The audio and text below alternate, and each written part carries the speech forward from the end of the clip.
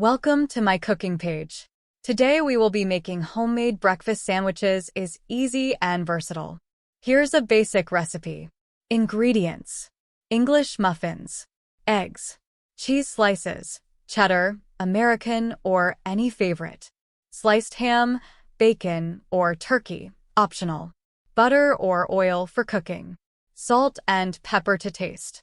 Instructions: heat a nonstick skillet over medium heat and add a little butter or oil. Crack the eggs into the skillet and gently break the yolks. Season with salt and pepper to taste. Cook until the whites are set and the yolks are still slightly runny, or to your desired level of doneness.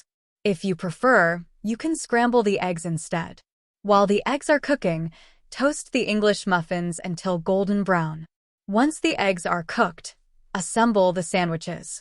Place a slice of cheese on the bottom half of each English muffin.